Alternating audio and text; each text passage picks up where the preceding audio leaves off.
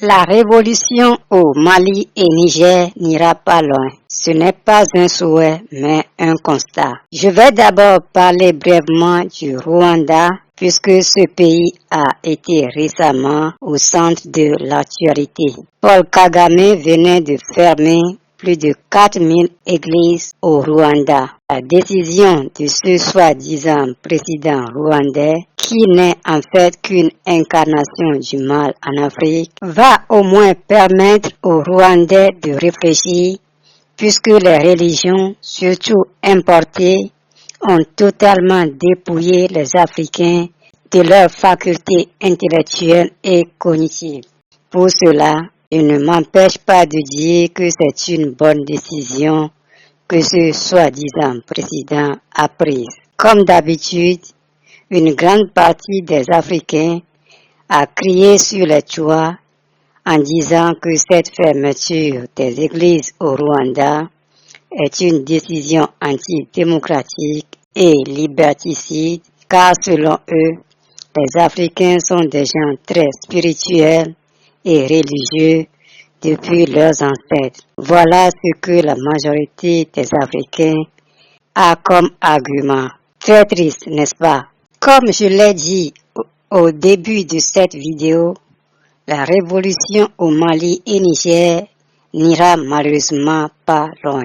En effet, depuis le début de la révolution au Mali et Niger, qui s'est traduit par l'éviction des régimes france-africains, la majorité des Maliens et Nigériens se considèrent plus importants, voire plus intelligents que le reste des Africains dans les autres coins d'Afrique. La majorité des Maliens et Nigériens est subitement devenue de grands connaisseurs et de donneurs de leçons en tout. Certains Maliens et Nigériens sont même fiers dans leur ignorance et enfantillage en allant jusqu'à qualifier le soi-disant président togolais Faure Gnassingbé, un dieu france-africain et marionnette des Occidentaux, de panafricaniste voire de messie, oubliant sciemment toutes les atrocités et barbaries que le régime rétrograde de père en fils de Gnassingbé a commis contre les Togolais durant plus d'un demi-siècle. Je me rappelle que les mêmes Maliens et Nigériens avaient aussi entre-temps qualifié les autorités algériennes de panafricanistes. Où en est-on aujourd'hui? Les Maliens et Nigériens croient aussi tristement qu'ils n'ont plus de leçons ou critiques à recevoir de la part des autres Africains en Afrique. Selon eux, même s'ils commettent des erreurs, c'est normal et naturel, car les hommes commettent toujours des erreurs dans tout ce qu'ils font. À ces Maliens et Nigériens, je veux à présent leur répondre en disant que l'erreur ne relève pas de la normalité, mais de l'immaturité et de l'absence de réflexion profonde chez les hommes. L'erreur telle qu'elle est perçue doit être plutôt plus fréquente chez les enfants et adolescents que chez les adultes, car les enfants et adolescents sont dans le processus de maturation et d'acquisition d'expériences de vie qui vont leur servir de repère. Plus important, l'erreur, même la moindre, peut être fatale aux hommes. Qu'est-ce qui empêche les présidents maliens et nigériens de copier ou de suivre ce que le capitaine Ibrahim Traoré du Burkina Faso fait, si ce n'est pas cette arrogance dans l'ignorance qui caractérise malheureusement la majorité des Maliens et Nigériens?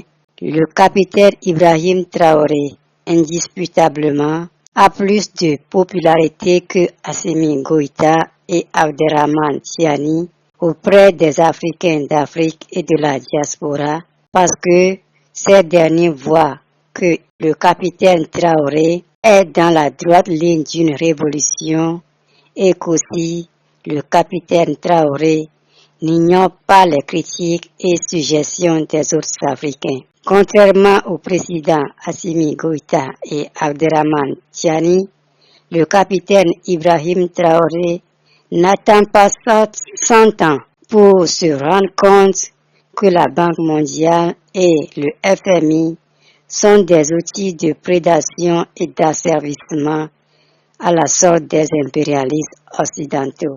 Dans une des vidéos sur cette chaîne, j'ai parlé d'un Chinois qui a osé insulter la race noire. Ce Chinois a osé dire, je cite, « Les Africains sont les plus stupides de toutes les races sur la terre et c'est à cause de leur stupidité qu'ils sont en bas de l'échelle de tout sur la terre. » Je pense que ce que nous continuons de voir au Mali et Niger, surtout sur le plan facultatif et décisionnel, donne parfaitement raison aux propos de ce Chinois. Il n'est pas trop tard pour que les Maliens et Nigériens se ressaisissent et commencent par prendre des décisions qui vont plutôt les affranchir de l'esclavage et de l'impérialisme occidental. Comme on le dit souvent, si tu ne connais pas quelque chose, c'est de l'ignorance. Si on t'a appris quelque chose que tu ignores, mais que tu persistes à ignorer, c'est de la stupidité.